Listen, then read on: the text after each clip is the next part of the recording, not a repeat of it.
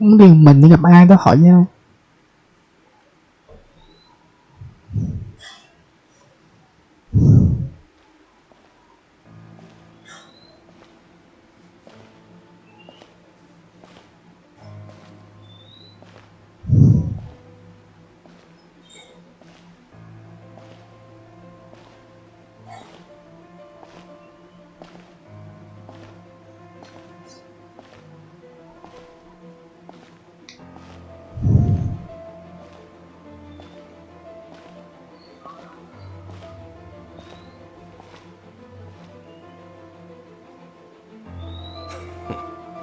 I knew going along with your trap would be the only way to meet with you face to face.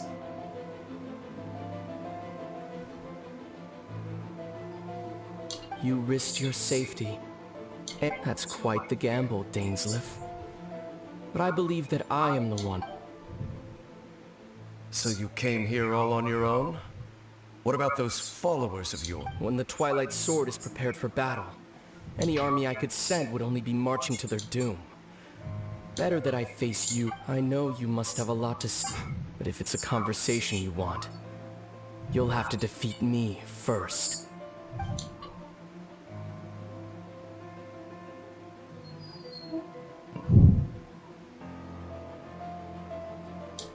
In the face of everything they could be planning. I fear I'm too insignificant. In any case, I had my own use for the Loom of Fate, and my goal, you remember my father, don't you? Clotar Alberic. I believe after he used the power of the Abyss to restore consciousness to my Hilichurl form. To comfort me, my father told me a story. That this was a fairy tale world, where that story, my goal was simple. To use the Loom of Fate in its near-completed form. To implant a specific memory into the mind. In that memory, I would tell...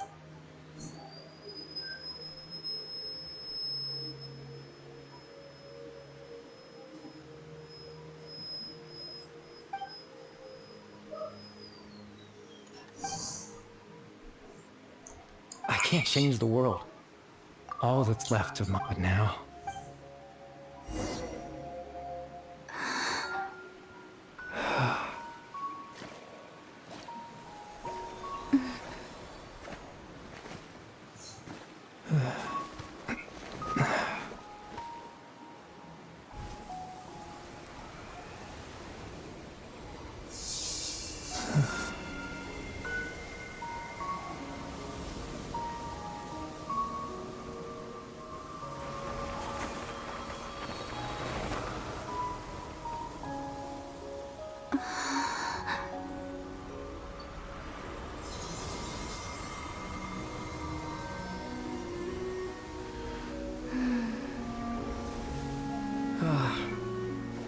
Looks like I was too late to see Caribert one last time.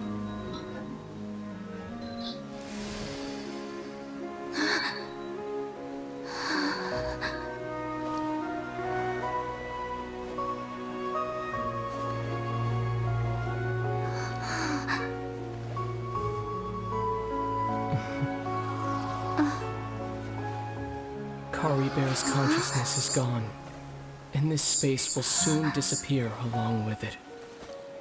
Neither of us belongs here. That's why we're not tangible. Were that not the case, I'd love to hug you too. Well,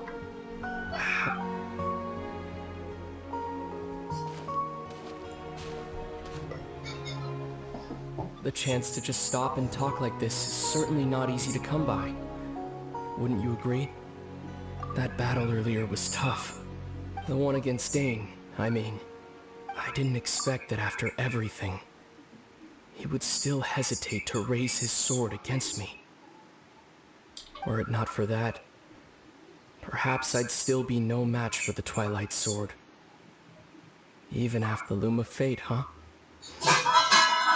I still haven't found a way to utilize it to its full potential, before the heavenly principles awaken. Yes, for 500 years now, ever since the cataclysm in Khan not long ago, You witnessed the Hydro Archon destroy her divine throne, yet such a flagrant disregard for the rules. And still Celestia took no action. However, the heavenly principles will awaken. You could say that. Just look at Caribert. He was so pure and single-minded that even as a hilly churl, seeing the terrible sight within the mirror wasn't enough to taint his spirit. He brought comfort to the people of this world, even though he was denied the very right to be a part of it. So ask yourself this. Who was it that deprived him of that right to exist? Of course, that's only one example.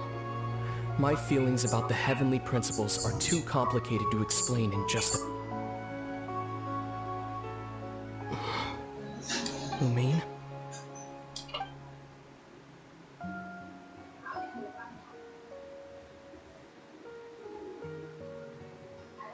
You're the only one in this world who calls me that. There's so much I wanted to ask you. But for some reason, there's just one thing I have to ask. Why? Why can't we continue our journey together?